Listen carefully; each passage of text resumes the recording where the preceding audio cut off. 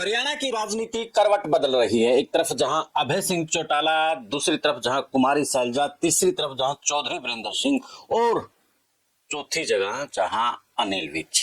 यानी कि अगर हम चारों कड़ियों को अलग अलग जोड़ने की कोशिश करें तो आने वाले समय में एक राजनीतिक तूफान आने की संभावना है।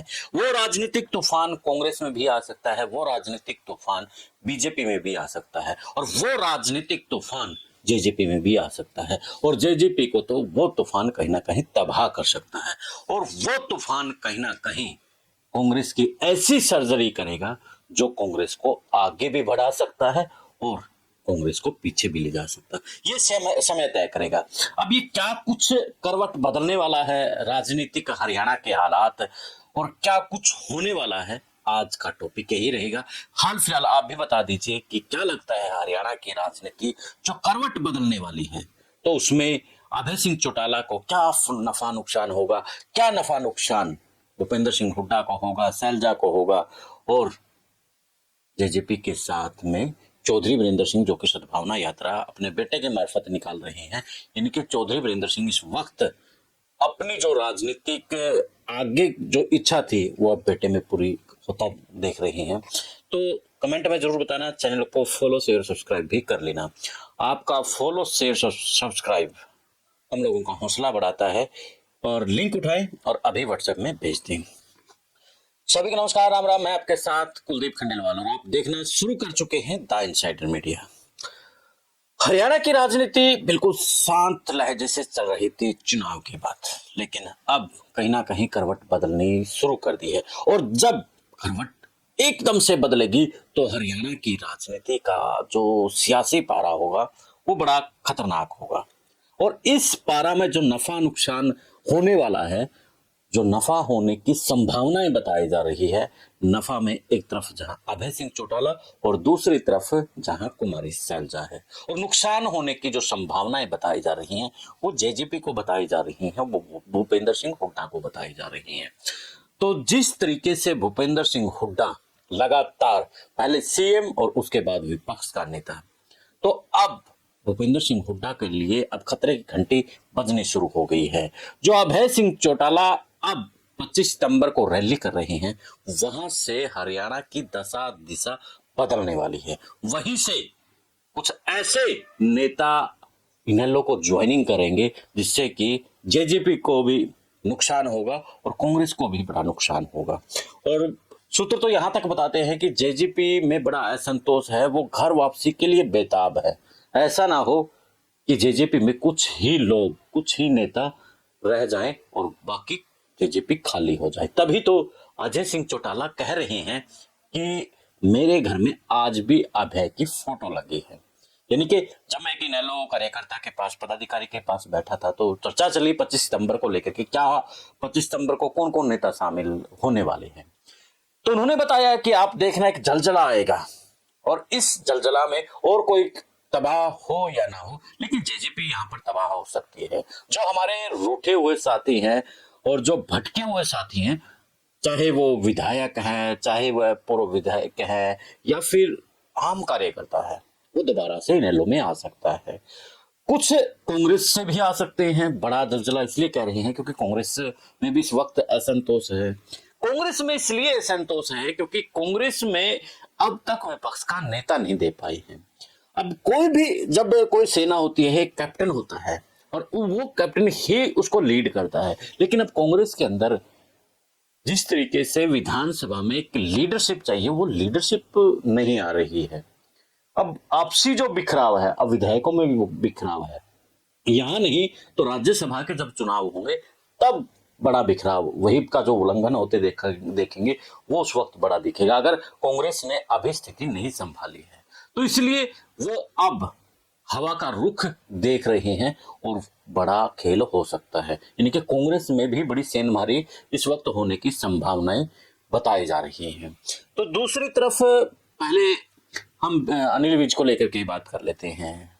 सब पार्टियों में एक प्रकार का राजनीतिक तूफान की बात है, तो बीजेपी भी हाल फिलहाल अछूती नहीं है, क्योंकि बीजेपी में भी इस वक्त एक बड़ा धड़ा काम कर रहा है। वो बेसिक से जो हाई कमान है, लीडरशिप है, विचारधारा है, उसमें बह करके वो चुप बैठा है। लेकिन कहीं ना कहीं जब स्वाभिमान की बात आए, मान सम्मान की बात आए, तो वो मान सम्मान और स्वाभिमान की बात के आगे कहीं ना कहीं इंसान की विचारधारा और हाईकमान का डर, ये दोनों बह जाते हैं।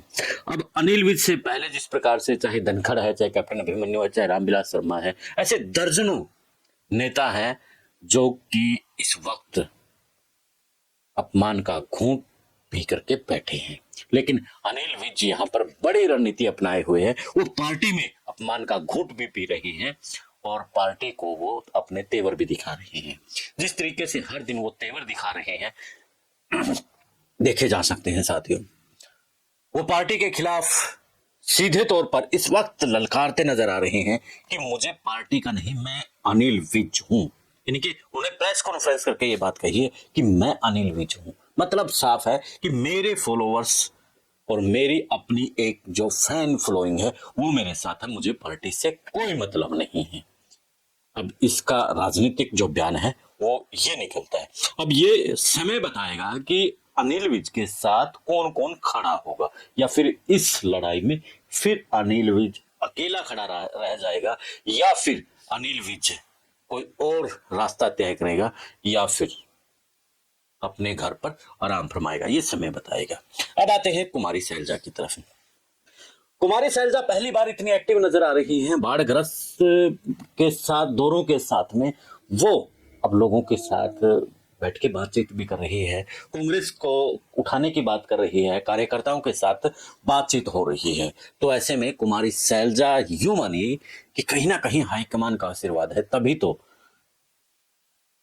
भारी जब बारिश हो रही थी नहीं प्रदेश के अंदर, और बारिश भी ये नहीं थी कि थोड़ी बारिश हो रही है, पूरी बारिश के दौरान भी उन्होंने अपने दौरे रद्द नहीं किए। मैंने खुद कालवन गांव में उनका जब दौरा था वो कवर किया, तो इतनी जबरदस्त बारिश थी वहां पर कि अंदर चौपाल में जाना बड़ा मुश्किल था, और चौपाल से फिर गाड़ी तक आना बड़ा मुश्किल था। और उस बीच धमतान में भी इसी तरीके से बारिश थी, लेकिन कुमारी शैलजा थमी नहीं और वो चलती रही। यूं मान करके चलिए कि वो जोश और वो हौसला आदमी में तभी आता है, एक इंसान में तभी आता है जब एक बड़ा आशीर्वाद हो, और वो आशीर्वाद कहीं ना कहीं कुमारी शैलजा में हाईकमान का नजर आ रहा है। तो देखने वाली बात यही रहेगी कि एक तरफ अनिल विज की मैंने बताई करवट बदल रही है, कुमारी शैलजा को लेकर के बदल रही है, और इस बीच कहीं ना कहीं जो नफा नुकसान में अब बात आ रही है भूपेंद्र सिंह हुड्डा को लेकर के। भूपेंद्र सिंह हुड्डा इस बात को लेकर के अड़े हुए थे कि उनको ही विपक्ष के नेता के तौर पर विपक्ष का नेता बनाया जाए, और जो प्रदेशाध्यक्ष है वो दीपेंद्र हुड्डा को बनाया जाए। लेकिन यहां पर भी मामला अब उलझता नजर आ रहा है। जो प्रदेशाध्यक्ष की बात है वो प्रदेशाध्यक्ष भी इस वक्त कहीं ना कहीं ओबीसी या फिर एससी में जाने की संभावना है। तो ऐसे में दीपेंद्र हुड्डा का ये सपना भी कहीं ना कहीं पूरा होता नजर नहीं आ रहा है। ये सपना इसलिए मैं कह रहा हूं क्योंकि 2024 में दीपेंद्र सिंह हुड्डा ने सपना पाला था कि वो सीएम बनेंगे, लेकिन वो सीएम बनते बनते रह गए, और अब प्रदेशाध्यक्ष बनना भी बड़ा मुश्किल बताया जा रहा है। तो भूपेंद्र सिंह हुड्डा को अब जो प्रदेश की सियासत बता रही है, जो राजनीतिक पंडित बता रहे हैं, वो यही बता रहे हैं कि सबसे ज्यादा जो नुकसान होने की संभावना है वो भूपेंद्र सिंह हुड्डा और दुष्यंत चौटाला को बताई जा रही है। अब आते हैं चौधरी वीरेंद्र सिंह के ऊपर। चौधरी वीरेंद्र सिंह अपने बेटे की राजनीति को पंख देने के लिए उनके 7 कदमों से कदम मिला करके वो आगे बढ़ रही हैं, और कुमारी शैलजा के साथ में जो दूसरे नेता हैं उनको साथ जोड़ने की बात कर रहे हैं कि हम सद्भावना यात्रा में मिलजुल करके इस यात्रा को निकालेंगे और हरियाणा की राजनीति में फिर से कांग्रेस का कद बढ़ाएंगे। कांग्रेस का कद के साथ ब्रजेंद्र सिंह का भी यहाँ पर कद बढ़ेगा। तो अब इस बहती गंगा में हर कोई हाथ धो रहा है, लेकिन हाथ किसके धोए जाएंगे ये तो समय ही तय करेगा।